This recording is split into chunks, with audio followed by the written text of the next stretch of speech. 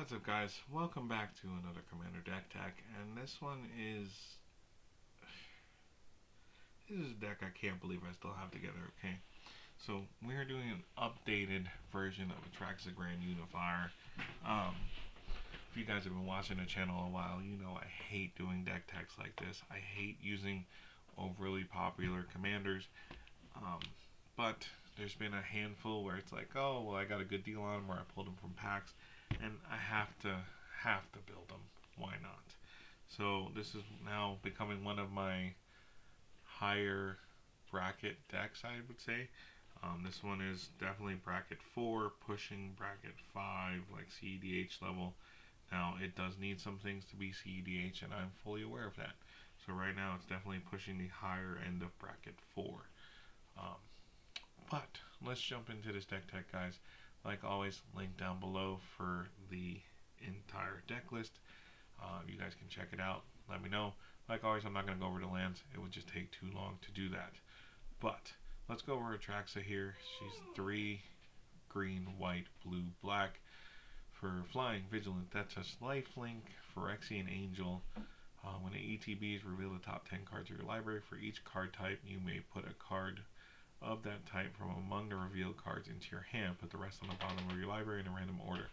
So the card types, obviously, artifacts, battles, creatures, enchantments, instants, lands, planeswalkers, and sorcery card types. So you can see how this can get out of hand quick. And it's a 7/7. So let's jump into this deck, guys. Like always, I am doing it up on Architect. They do have their estimated commander bracket if you want to know what your deck falls under, estimated cost and stuff. And then they do have the price sources depending where you want to order from. You can just order the whole deck. But let's jump into this, starting with the artifacts, guys. Azorius Signet, Bolas's Citadel. Obviously, we're playing a lot of heavy hitter cards, so sometimes they just need to get into the combo. Commander's Sphere, Conjurer's Closet, so we can blink some of our ETBs, Lightning Greaves, Orzhov Signet, Panharmonicon, Soul Ring, and Thought Vessel to give us no maximum hand size. Creatures in the deck, we're running 25. Azusa, Lost But Seeking, because we play in a 7-drop commander in 4 colors. We want to hit our land drops. Baleful Strix, Elish Norn, Grand Cenobite, help buff our ATRAXA and stuff on our board and kill some of our opponent's smaller stuff. Eternal Witness to bring stuff back from the grave. Whole Breach or Horror, kind of self-explanatory. Whenever we cast a spell, choose up to 1, so we can return target spell we don't control to its owner's hand, or return target non-land permanent to its owner's hand. Jin-Gitaxias, Progress Tyrant. Now there is the other versions of Jin-Gitaxias. I prefer this one. When you cast an artifact, instant, or sorcery spell, copy that spell. You may choose new targets for the copy. This ability triggers once per turn. And then when an opponent casts an artifact, instant, or sorcery spell, counter that spell, and it only triggers once per turn. Now, 1 free counter spell a turn might not seem like much, and 1 free copy per turn might not seem like much, but if you consider as 1 spell every turn for your opponents, that's 4 counter spells on a turn at the table. And then if you're playing instants on your opponent's turn or stuff with flash, that's 4 copies you can do for every turn on the table. Not bad. Kogla, Titan Ape. When it ETBs, it fights something, and then when it attacks, destroy target artifact or enchantment defending player controls. Kozilek, Butcher of Truth. Loot, Exuberant Explorer. You can play an additional land each turn. Pay 6, look at the top 6 cards. You may reveal a creature card with converted mana cost, or convert with mana value less than or equal to the number of lands you control from among them. Put it on the battlefield. So a free cast for our creatures. We're going to have a lot of lands.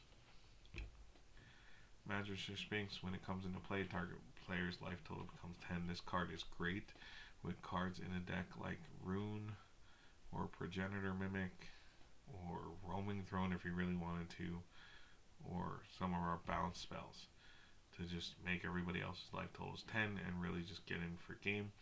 Massacre Girl, Merchant Raiders, Moltrotha, the Gravetide, because we're going to get a lot of hate on our deck and probably hit with a lot of removal. Muldrotha lets us play some of the permanents back from the graveyard. Odric, Lunarch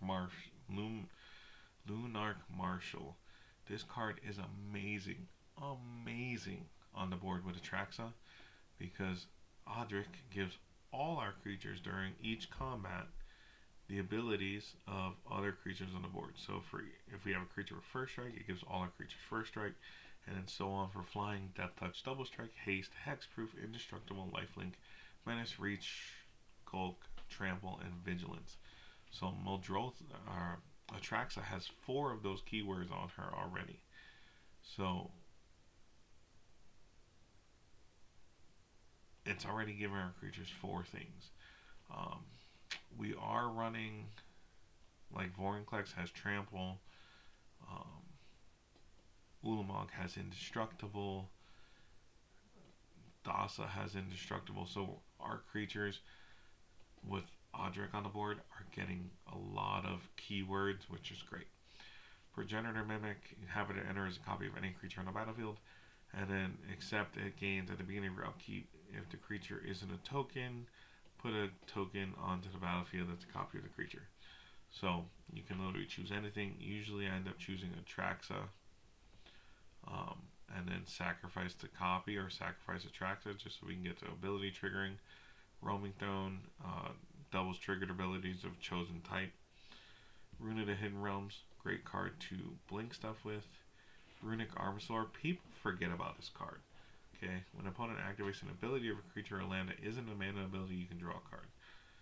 Sakashima of 1,000 Faces, again, make a clone of Atraxa or make a clone of some of our other big stuff. Solemn Simulacrum, Tati of a Benthic Druid, Thassa the Deep Dwelling to help blink Atraxa, Ulamog the Infinite Gyre. I guess you don't necessarily have to blink Atraxa with this. You can blink Ulamog, and targeted removal. Venzer Shaper Savant, you can blink this too if you want. Vorinclex to double our mana and slow our opponents down. Enchantments in the deck, we got Defense of the Heart, Garruk's Uprising, Nature's Will, and Smothering Tithe.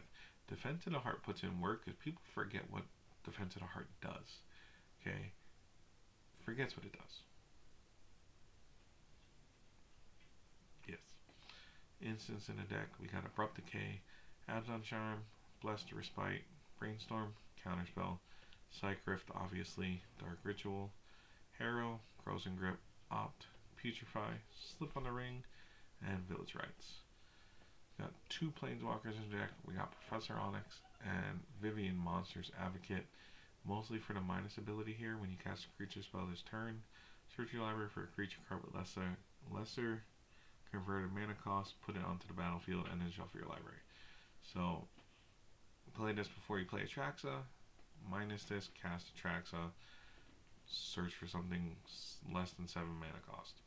Or do this, cast Ulamog, literally find anything in your deck. Sorceries, we got Blood in the Snow, Cultivate, Diabolic Tutor, Explore, Farseek, Grim Tutor, Primal Growth, Profane Tutor, Razaketh's Right, Sky Shroud Claim, and Vindicate. So guys, that is the updated version of Atraxa. Like I said, I dread this deck.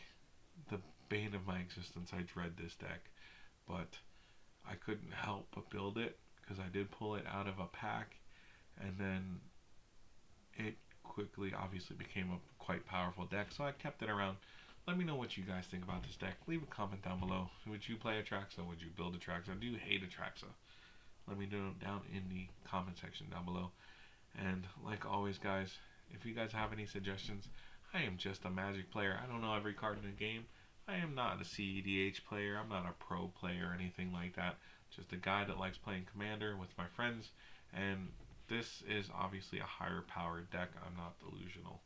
But you never know. You guys might have some suggestions, some ways to make it a little bit faster, a little bit stronger. Who knows? Or a little more fun. Is there a card you run in your Atraxa that maybe it just adds a fun dynamic to the game? Let me know all that down below, guys. Like always, don't forget to hit the subscribe button. Socials are in the description. And I'll see you guys in the next video.